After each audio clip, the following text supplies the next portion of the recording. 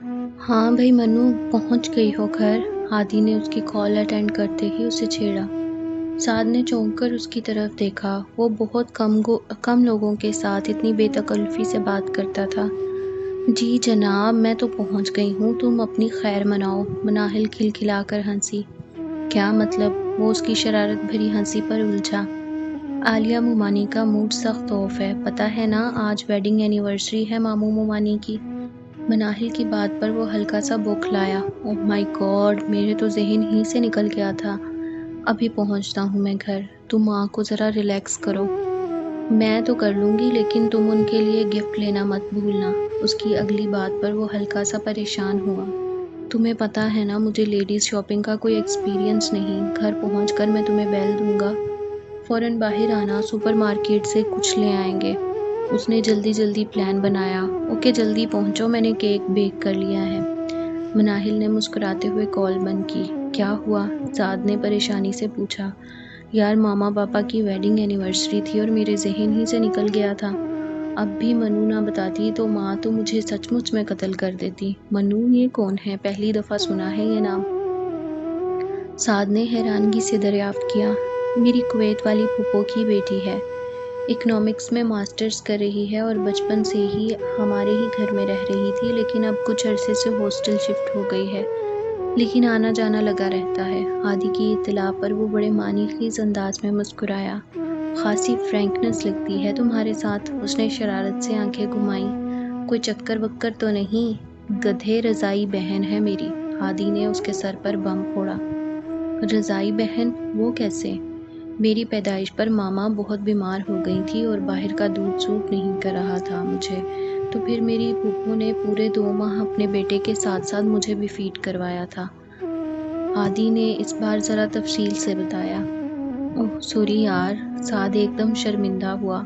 اب تم بیٹھ کر شرمندہ ہوتے رہو، مجھے فوراً نکلنا ہے ورنہ ماما پاپا کا پارا مہنگائی کی طرح بڑھتا جائے گا۔ وہ تیزی سے سیڑھیاں چڑھ کر اپنے کمرے میں پہنچا۔ اس کے کمرے کی کھڑکی کا پردہ ہٹا ہوا تھا اور دوسری طرف درِ شہوار کے کمرے کی کھڑکی بھی کھلی ہوئی تھی۔ ساؤنڈ سسٹم پر بلند آواز میں پھر وہی منحوس گانا گونج رہا تھا جس سے ہادی کو چڑ ہو گئی تھی۔ گھوڑے جیسی چال، ہاتھی جیسی دم، او ساون راجا کہاں سے آئے تم؟ مجھے روم تبدیل کر لینا چاہیے، اس نے بیزاری سے کھڑکی بند کرتے ہوئے دل ہی دل میں سوچا اور واپسی پر اس پر عمل درآمد کرنے کا بھی تہیہ کر لیا، کیونکہ درِ شہوار کے کمرے کی کھڑکی سے اسے بہت سی ان کہی کہانیوں کی سرگوشیاں آتی محسوس ہو رہی تھی اور وہ ایسی کسی داستان کا مرکزی کردار نہیں بننا چاہتا تھا۔ F8 سیکٹر میں واقع نور محل کے اندر کا موسم آج باہر کے موسم سے زیادہ سرد تھا۔ وہاج کا موڈ انتہائی بگڑا ہوا تھا اور فاریہ بھابھی سہمے ہوئے انداز میں اپنی وارڈروب کے اندر سے ان کی پرپل کلر کی شرٹ ڈھونڈ رہی تھی، جس کی آج ان کے مزاجی خدا کو اچانک ہی یاد ستانے لگی تھی۔ آج کی تاریخ میں ملے گی شرٹ یا فاتحہ پڑھ لوں اس پر؟ ان کا تلخ لہجہ فاریہ کے ہاتھ پیر پھلا رہا تھا۔ یہیں رکھی تھی میں نے، وہ خوفزدہ انداز میں گویا ہوئی۔ پیچھے ہٹو، تم سے کوئی کام ڈھنگ سے ہوتا ہے بھلا؟ عجیب نحوست پھیلا رکھی ہے میری زندگی میں پچھلے 4 سال سے۔ وہاج نے غصے سے اپنی بیوی کا بازو پکڑ کر پیچھے دھکیلا اور خود وارڈروب میں ادھر ادھر ہاتھ مارنے لگا۔ امی نے بھی ملازموں کی ساری فوج اکٹھی کر رکھی ہے مری میں، یہ نہیں ہوتا کہ 2-4 ڈھنگ کے نوکر یہاں بھی بھجوا دیں؟ بہو تو ان کی دنیا جہان کی سست اور بیمار روح ہے، اس سے تو اپنا آپ نہیں سنبھالا جاتا، مجھے اور گھر کو کیا خاک سنبھالے گی؟ وہاج کا فشار خون بلند ہوتا جا رہا تھا۔ آپ دوسری شرٹ پہن لیں، فاریہ نے ہلکا سا جھجک کر مشورہ دیا۔ بکواس بند کرو اپنی، ورنہ منہ توڑ دوں گا تمہارا۔ انہوں نے پلٹ کر غضبناک نظروں سے اپنی بیوی کی طرف دیکھا، جس پر آج کل انہیں کچھ زیادہ ہی غصہ آنے لگا تھا۔ وہ سر جھکا کر خاموشی سے بیٹھ گئی۔ فاریہ ظہیر کو 4 سال پہلے جاننے والا کوئی بھی شخص اب دیکھتا تو شاکڈ رہ جاتا۔ پنجاب یونیورسٹی کے کیمسٹری ڈپارٹمنٹ کی گولڈ میڈلسٹ لڑکی کا سارا اعتماد اس کے شوہر وہاج نے شادی کے پہلے 4 مہینوں میں ہی ختم کر دیا تھا۔ بات بے بات، لڑائی جھگڑے، طنزیہ لہجہ اور 4 لوگوں میں بیٹھ کر اس کی عزت نفس کو مجروح کرنا اس کے شوہر کا مرغوب مشغلہ تھا۔ شادی کے 6 ماہ بعد ہی فاریہ کو پتہ چل گیا تھا کہ اس کے ہاں اولاد نہ ہونے کی اصل وجہ وہ خود نہیں، اس کے شوہر کی میڈیکل رپورٹس تھیں۔ اس بات کے بعد تو وہاج نے اسے اس قدر دبا دیا تھا کہ میر فیملی کی سبھی خواتین اس کی ذمہ دار فاریہ کو ہی ٹھہراتی تھیں، کیونکہ اس کے بولنے سے پہلے ہی وہاج ایک ایک بندے کو پکڑ کر اپنی بیوی کو مورد الزام ٹھہرا چکا تھا، اور فاریہ کے ہونٹوں پر ٹھہری خاموشی نے خود بخود اس بات کی سچائی پر مہر ثبت کر دی تھی۔ فاریہ کی کمزوری اور خاموشی کی ایک وجہ اس کے میکے کے حالات تھے۔ اس کے والد نے بڑھاپے کی دہلیز پر پہنچی اپنی بیوی کو طلاق دے کر دوسری شادی ایک ادھیڑ عمر ایکٹریس سے کر لی تھی، اور وہ خاتون اپنے 3 بچوں کے ساتھ اس کے گھر پر قبضہ جما چکی تھی۔ چنانچہ اس کے والد نے افراتفری میں اپنی دونوں بیٹیوں کو کسی بوجھ کی طرح سر سے اتار پھینکا اور بیٹے کو باہر پڑھنے کے لیے بھجوا دیا۔ اس کی دوسری بہن بھی اپنے گھر میں خوش نہیں تھی، لیکن دونوں کو گلے میں پڑا ڈھول ہر حال میں بجانا تھا، کیونکہ میکے میں واپسی کا کوئی راستہ نہیں تھا، اور یہ بات وہاج بہت اچھی طرح سے جانتا تھا اور اسی کا فائدہ اٹھاتا تھا۔ جاہل عورت، یہ ہے وہ شرٹ جو تم گولا بنا کر وارڈروب میں پھینک چکی تھی۔ وہ اپنی مطلوبہ شرٹ نکال کر سامنے لے آیا۔ فاریہ نے شرمندگی سے سر جھکا لیا۔ کرتا ہوں تمہارا بھی علاج۔ اس نے سیل فون پر اپنی والدہ تاجدار بیگم کا نمبر ملایا۔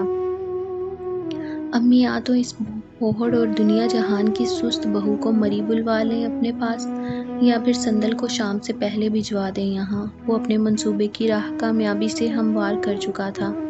کیا ہوا بیٹا، کیا پھر کوئی جھگڑا ہو گیا تمہارا فاریہ سے؟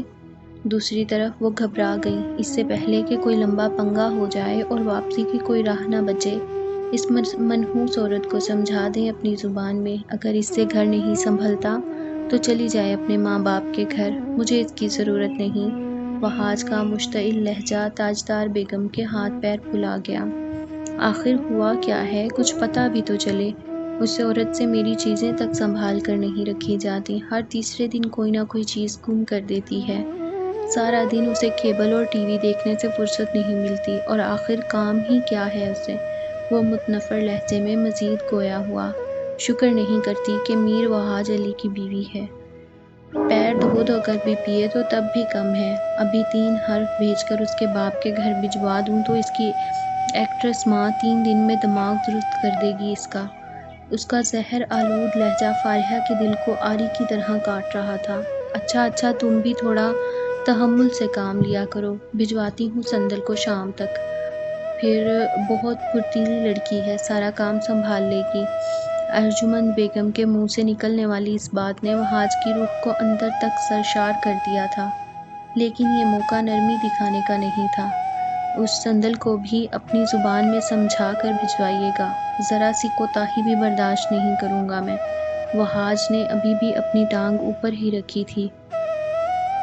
تم خود بھی تھوڑا سمجھ جاؤ تو بہتر ہے، ہر وقت اپنے داجی کی طرح توپ کے دہانے پر بیٹھے رہتے ہو۔